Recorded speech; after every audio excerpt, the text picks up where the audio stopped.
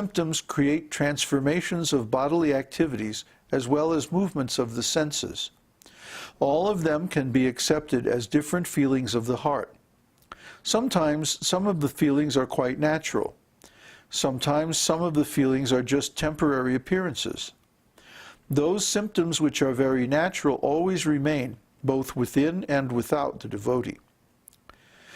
As one can detect the color of dye a cloth was soaked in by looking at the cloth, so simply by understanding the different signs of these symptomatic features, one can understand the actual position.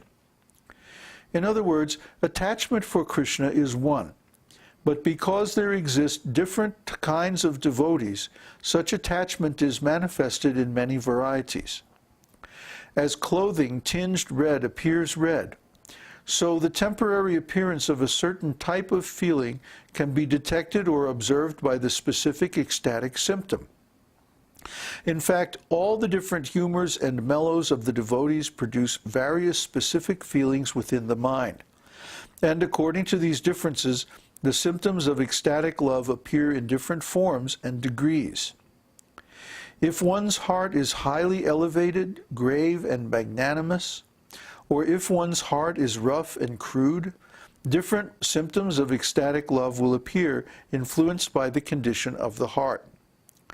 Actually, people cannot generally understand such different qualities of mentality, but when one's heart is very soft or gentle, these symptoms become very easily visible, and one can understand them very clearly.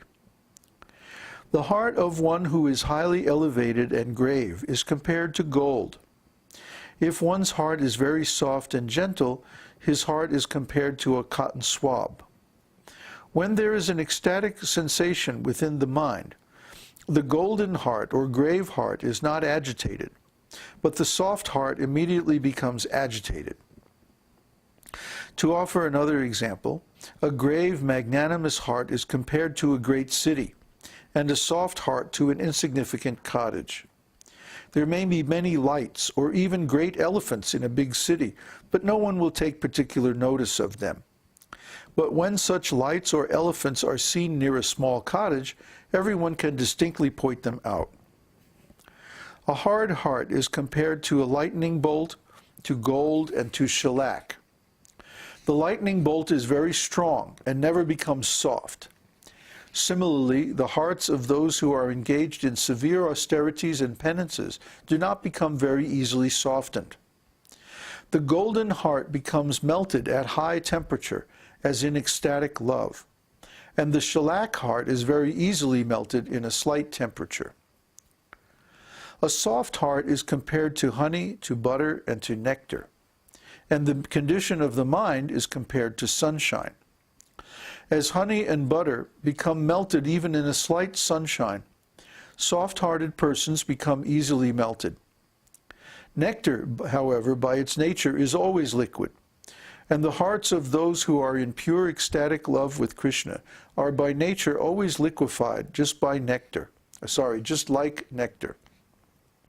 A pure devotee of Krishna is always specifically qualified with nectarian qualifications, and sometimes with the qualifications of butter and honey. On the whole, the heart in any of the different conditions mentioned above can be melted under certain circumstances, just like a hard diamond is sometimes melted by a combination of certain chemicals. In the Dana-kali-kaumādi, it is stated, when love develops in the heart of a devotee, he cannot check the transformation of his sentiments. His heart is just like the ocean at the rising of the moon, when the ebb tide cannot be checked. Immediately there must be movement of high waves. Although in its natural state the ocean is always grave and unfathomable, when the moon rises, nothing can check the ocean's agitation. Similarly, those who are pure devotees cannot on any account check the movement of their feelings within. And that's the end of chapter 31 of Nectar of Devotion.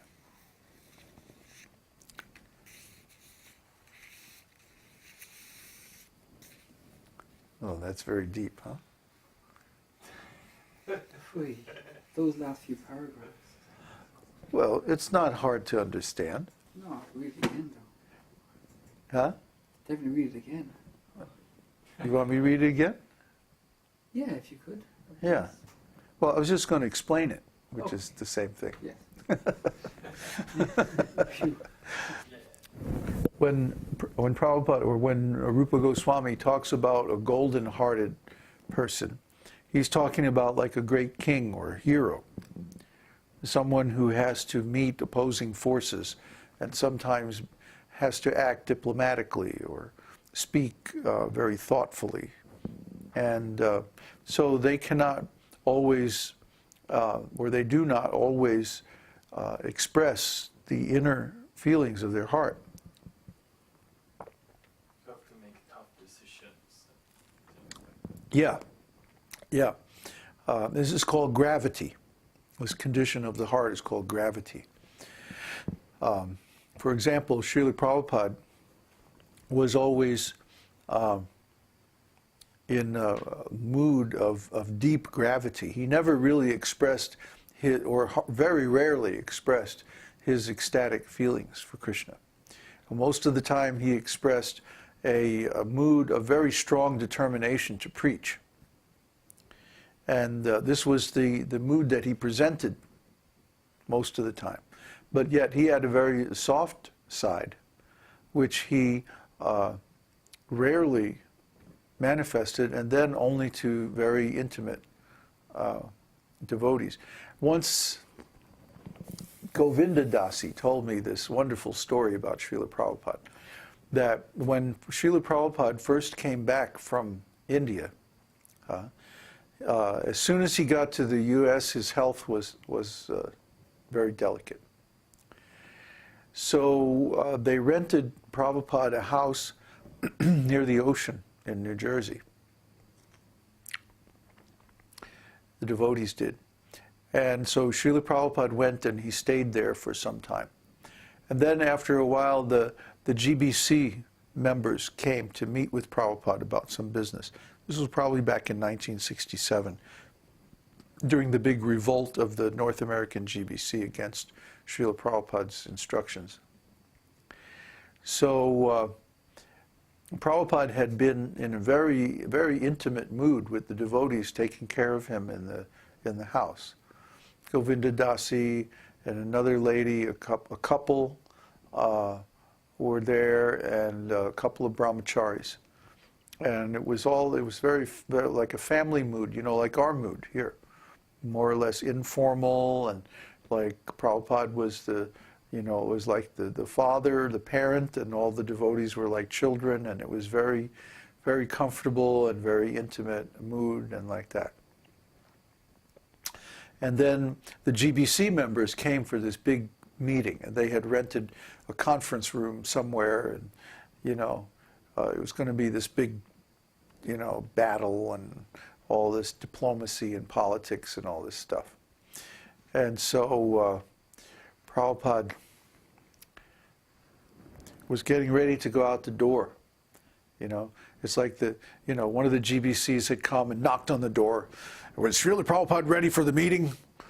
And it was like, she described it, it was like this whole different mood.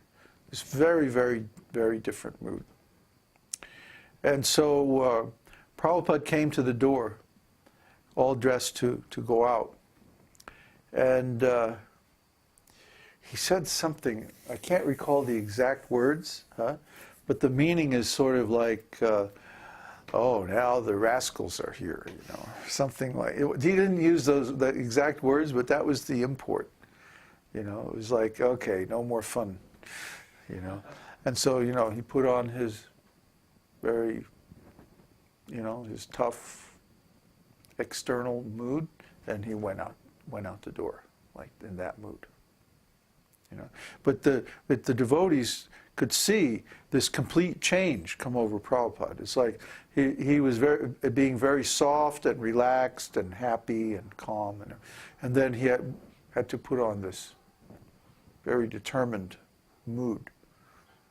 Yeah, you see this mood in his pictures a lot. very, very tough, determined mood. So this was his golden-hearted mood. See? But Prabhupada also had a soft-hearted mood, in which he was very expressive, and but he didn't manage, or rather didn't manifest this mood much in his public pastimes, because of the political situation and all the nonsense that was going on. So it's very difficult to understand the heart of a person who is very grave, because they don't always express what's really in their heart or on their mind. But then he describes someone who's called soft-hearted. Their heart is compared to a cotton. So even though gold can be melted at a very high temperature,